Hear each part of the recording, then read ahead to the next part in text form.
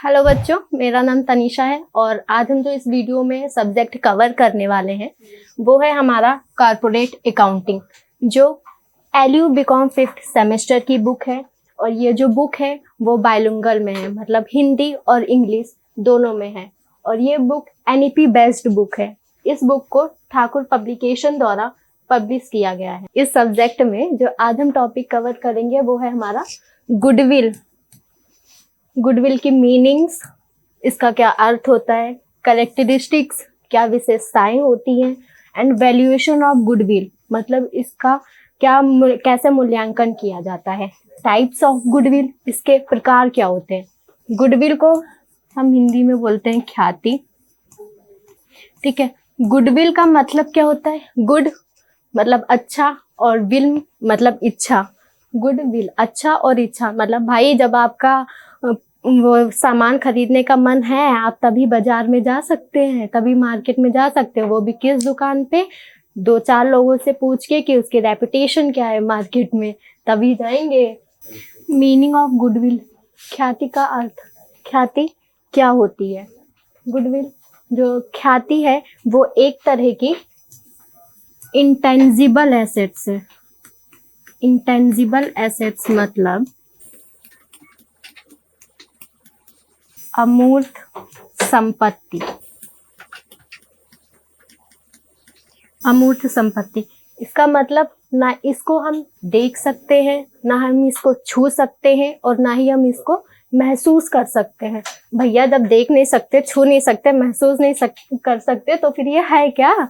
ये गुडविल होती है, जिसको एक तरीके से हम रेपुटेशन बोलते हैं।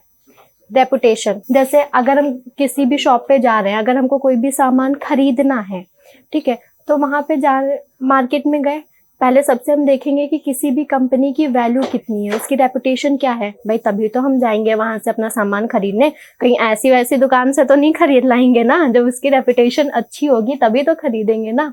ठीक है, तो ये एक तरह की अमूर्त संपत्ति होती है, इसको ना हम देख सकते हैं, ना हम छू सकते हैं, ना ही महसूस कर सकते हैं, बट इससे जो कंपनी, फर्म और जो हमारी शॉप है उस पे बहुत ज़्यादा उसको प्रॉफिट मिलता है। जैसे एबीसी कंपनी है, वो अपने कस्टमर्स को कुछ प्रोडक्ट्स प्रोवाइड करवा रही है, अच्छी क्वालिटी के प्रोडक्ट्स प्रोवाइड करवा रही है।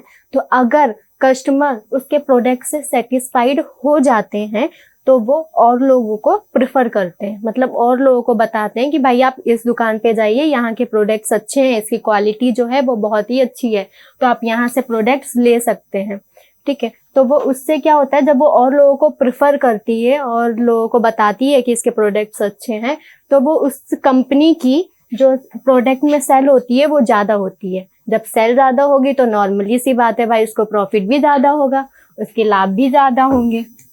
तो दूसरा एग्जाम्पल लेते हैं कि जैसे टीचर का एग्जाम्पल ले लेते हैं, भैया आजकल तो सभी पढ़ा रहे हैं, बता रहे उसका एग्जाम्पल लेते हैं। जैसे एक टीचर है, उसकी रेपुटेशन की वजह क्या होती है? उसकी पढ़ाने का तरीका, कि उसके पढ़ाने का तरीका कैसा है। ठीक है, उसकी टीचिंग क्वालिटी की वजह से ही उसकी रेपुटेशन होती है मार्केट में। जब उसकी टीचिंग क्वालिटी अच्छी होगी आप तभी तो जाएंगे ना उनके पास। अगर कोई ऐसे ही पढ़ा देगा तब तो नहीं चले जाएंगे ना। अगर उनकी टीचिंग क्वालिटी अच्छी है तो आप जाएंगे उनके पास पढ़ने, और जब वो उनके पढ़ाने का तरीका इतना ही अच्छा है, मार्केट में उनकी रेपुटेशन इतनी ही अच्छी है, तो ऐसा तो है नहीं कि आप अकेले जा रहे हैं वहाँ पे पढ़ने, और भी बच्चे हैं जो वहाँ पे पढ़ते होंगे। तो जैसे उनकी जो टीचिंग की क्वालिटी है उसी को हम रेपुटेशन बोल सकते हैं। जो रेपुटेशन है वही हमारी क्या होती है? रेपुटेशन है वही है हमारी गुडविल। जब तक मार्केट में हमारी रेपुटेशन नहीं होगी, कोई भी वैल्यू नहीं होगा, तब तक गुडविल हमारी क्रिएट नहीं होगी। ठीक है, और दूसरा, चलिए, क्या इस गुडविल को खरीदा और बेचा भी जा सकता है? हाँ, इसको हम क्रय या विक्रय भी कर सकते हैं। कैसे? ऐसे कि जैसे एक मान लेते हैं, एक एग्जाम्पल लेते हैं, जैसे मिस्टर ए की, जैसे मिस्टर ए है, मिस्टर ए या फिर किसी का नाम ही ले लेते हैं, मिस्टर राम की जो एक शॉप है वो 5 साल से मार्केट में, मिस्टर राम 5 साल से मार्केट में रन कर रहे हैं, मतलब उनकी जो शॉप है वो 5 साल से उस मार्केट में है। ठीक है, तो इसके वो अब उस जो अपनी शॉप है उसको बेचना चाह रहे हैं, मतलब उसको बेचना चाह रहे हैं। ठीक है, क्यों? जिसकी वैल्यू, उनके शॉप की जो वैल्यू है वो 10 लाख है, बट वो 15 से 20 लाख में उस शॉप को बेचते हैं। अब भाई क्यों 15 से 20 लाख में उस शॉप को किसको बेचते हैं? मिस्टर श्याम को। अब आप ये सोच रहे होंगे कि मिस्टर राम की जो शॉप है जो 5 साल से मार्केट में रन कर रही है, उसकी वैल्यू जो उन्होंने अभी तक इन्वेस्ट किया है वो 10 लाख है। ठीक है, बट मिस्टर श्याम जब उसकी शॉप को परचेज करता है तो वो 15 से 20 लाख में परचेज क्यों करता है? भैया उसका मन है वो तभी तो नहीं परचेज करता है ना, वो इसलिए परचेज करता है 15 से 20 लाख में कि मिस्टर राम की जो शॉप है 5 साल से, उन्होंने 5 साल में इतना ज़्यादा हार्ड वर्क किया हुआ है जिससे उनकी मार्केट में जो रेपुटेशन है वो काफ़ी अच्छी है। ठीक है, जब उनकी रेपुटेशन काफ़ी अच्छी है तो उनकी शॉप से इतने सारे क्लाइंट, इतने सारे कस्टमर्स ऐड हैं, जिसकी वजह से जो मिस्टर श्याम जो इस शॉप को खरीद रहा है उसको 5 साल तक कोई भी हार्ड वर्क करने की ज़रूरत नहीं है, कोई भी कस्टमर्स ऐड करने की ज़रूरत नहीं है। क्यों? क्योंकि उस शॉप की जो रेपुटेशन है वो मार्केट में पहले से ही बनी हुई है। ठीक है, तो इसीलिए जो वो 15 से 20 लाख रुपए वो जो उसको दे रहा है वो क्या है? उसकी गुडविल है। जो एक्स्ट्रा मनी जो ये है वो उसकी गुडविल है। 15 से 20 लाख रुपए जिसकी वैल्यू 10 लाख थी और वो 20 लाख में उस शॉप को खरीद रहा है, तो जो ये 10 लाख है वो उस रेपुटेशन, मतलब उसकी जो एक्स्ट्रा मनी है वो उसकी गुडविल है। ठीक है, क्या गुडविल को खरीदा और बेचा भी जा सकता है? तो इसका आंसर है हाँ। हाँ, गुडविल को हम खरीद भी सकते हैं और बेच भी सकते हैं। कैसे? जैसे एक व्यक्ति है मिस्टर राम,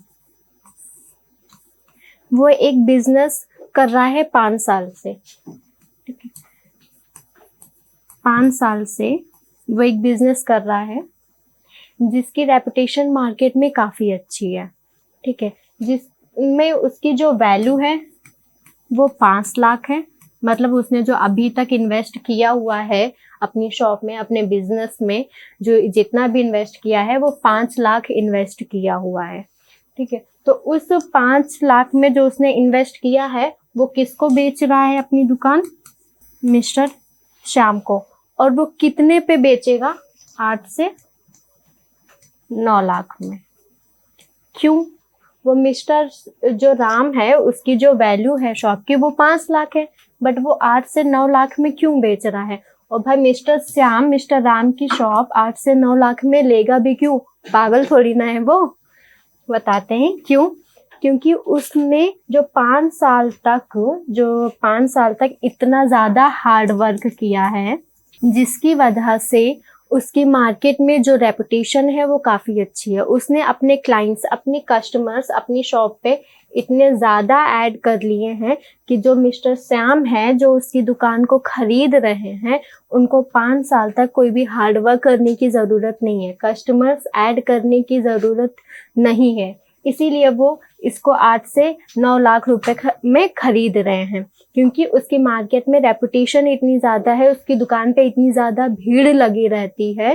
ठीक है, जिसकी वजह से ये 8 से 9 लाख में उस दुकान को खरीदा जा रहा है। जो ये 8 से 9 लाख जो ये एक्स्ट्रा मनी है वो एक गुडविल है। ठीक है, तो इसी वजह से इसको खरीद और बेच भी हम सकते हैं। अब चलिए बताते हैं इसके कैरेक्टरिस्टिक्स, इसकी विशेषताएं क्या क्या है। कि यह वास्तविक संपत्ति के साथ साथ अमूर्त संपत्ति भी है। अमूर्त संपत्ति मतलब इंटेंजिबल एसेट्स, कि इसको ना हम देख सकते हैं, ना महसूस कर सकते हैं और ना ही छू सकते हैं।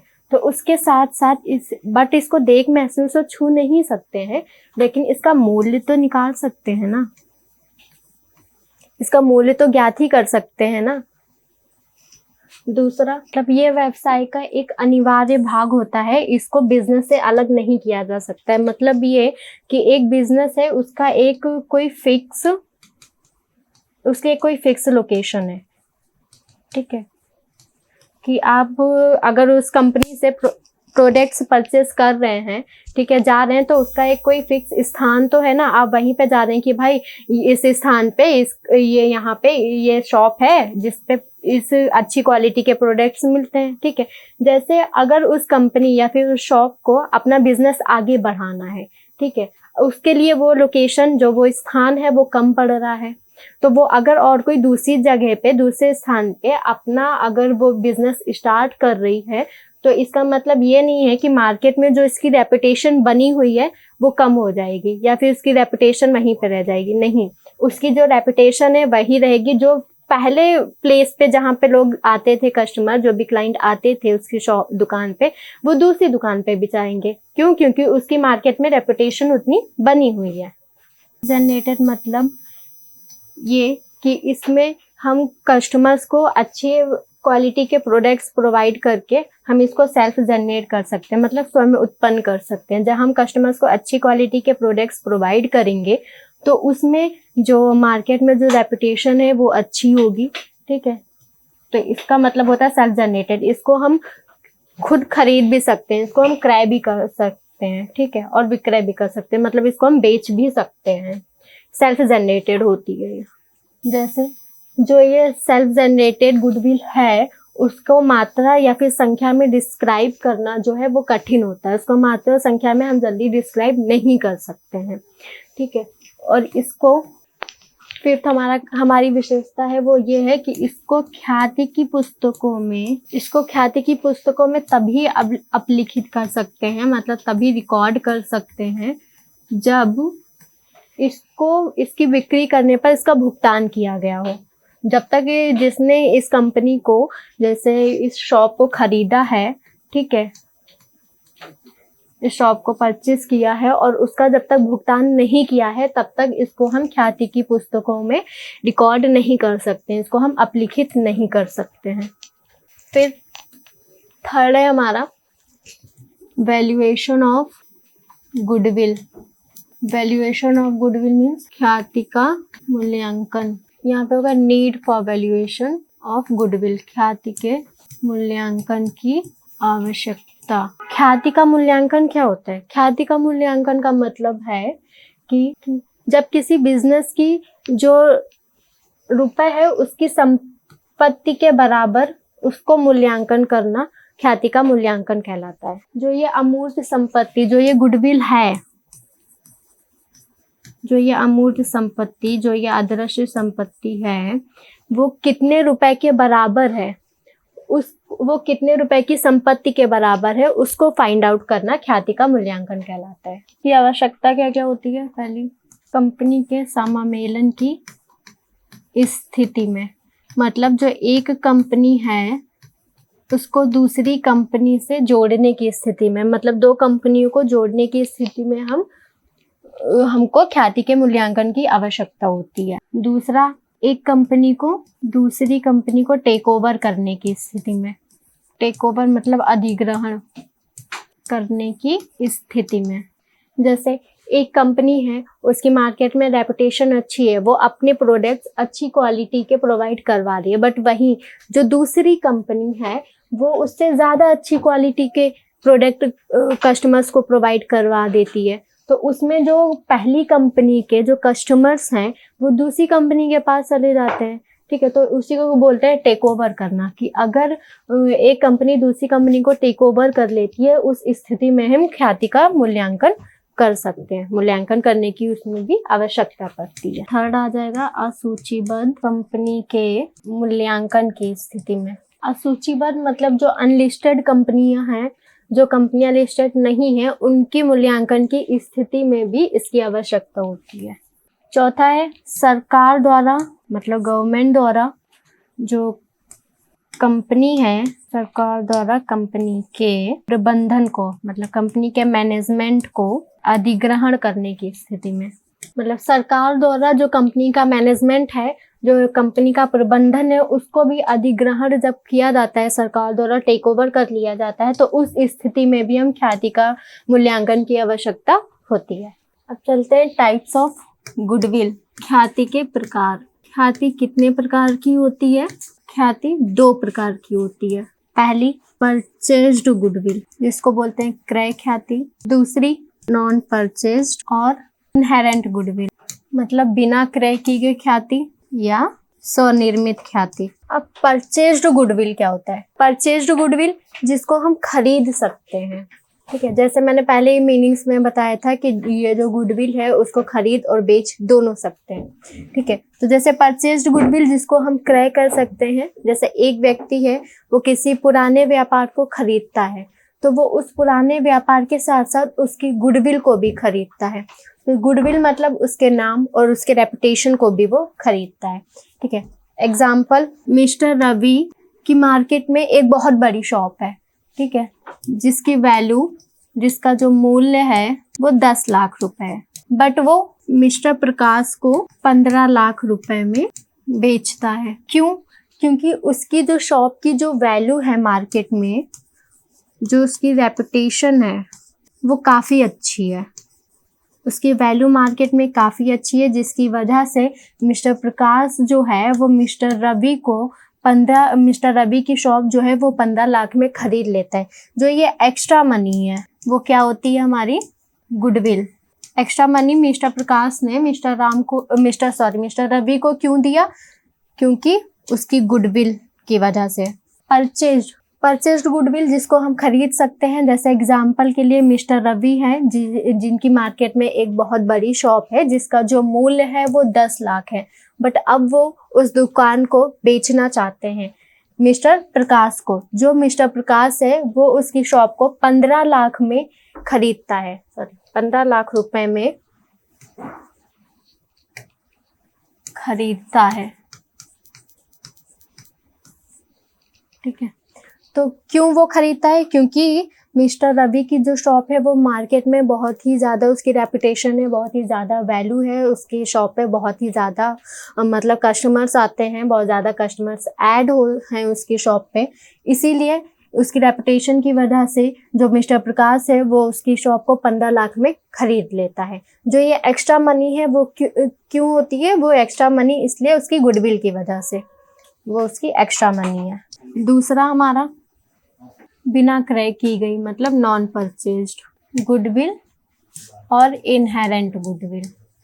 नॉन परचेज्ड गुडविल जिसको खरीदा नहीं जा सकता है, ठीक है, इसको हम खरीद नहीं सकते हैं, बट इसको हम कस्टमर्स को अच्छी सर्विसेज और अच्छी क्वालिटी के प्रोडक्ट्स प्रोवाइड करके इसको हम सेल्फ जनरेट, मतलब खुद हम जनरेट कर सकते हैं इसको, बट इसको हम खरीद नहीं सकते। उसको बोलते हैं नॉन परचेज्ड गुडविल, जिसको हम खरीद नहीं सकते हैं बट खुद अपने कस्टमर्स को सर्विसेज अच्छी तरीके से प्रोवाइड करके, अच्छी क्वालिटी के प्रोडक्ट्स प्रोवाइड करके इसको हम सेल्फ जनरेट कर सकते हैं।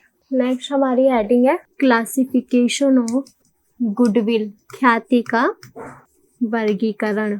ख्याति का वर्गीकरण हम कैसे करते हैं? जीवों के आधार पर हम ख्याति का वर्गीकरण कर सकते हैं, जैसे डॉग गुडविल, दूसरा कैट गुडविल, थर्ड हमारा रैट गुडविल। अब भाई ये जीवों के आधार पर ख्याति का वर्गीकरण कैसे किया जाता है? डॉग गुडविल, चलिए बताते हैं। तो ये डॉग गुडविल है। डॉग गुडविल, कुत्ते की स्वभाव की ख्याति। ये क्या होता है? जैसे कुत्ता अपने मालिक के प्रति वफादार होता है, ठीक है, उसके वो जहाँ जहाँ मालिक जाता है वहाँ वहाँ कुत्ता भी जाता है, ठीक है। तो वैसे ही कंपनी की जो गुडविल है, जो उसकी रेपुटेशन है वो वही रहेगी। इसका मतलब ये नहीं है कि कंपनी, अगर कोई फर्म है वो अपनी ब्रांचेस अलग अलग लोकेशन पे, अलग अलग स्थान पे जब वो खोल रहा है, अपना बिजनेस स्टार्ट कर रहा है, तो उसकी जो रेपुटेशन है वो वहीं पे, मतलब उसकी रेपुटेशन ये उसके साथ ही नहीं मतलब उसके साथ ही चलेगी। जैसे उसकी जो उसने इंजीनियरिंग पे उसका बिजनेस इंजीनियरिंग पे है, ठीक है, इंजीनियरिंग चौराहे पे उसका बिजनेस है, बट वो उसको अपने बिजनेस को आगे बढ़ाने के लिए वो जगह कम पड़ रही है, ठीक है। तो वो और दूसरी लोकेशन देख रहा है। दूसरा लोकेशन कहाँ पे, इंदिरा नगर ले लेते हैं। ये लोकेशन हम अपने साइड की बता रहे हैं, आप लोगों की अलग अलग लोकेशन होगी। इंदिरा नगर, वहाँ पे उसको स्पेस ज़्यादा मिल रहा है, वो अपने बिजनेस को वहाँ पे स्टार्ट कर रहा है। तो फिर इसका मतलब ये नहीं होता है कि जो उसकी गुडविल है वो वहीं पर रह जाएगी, नहीं।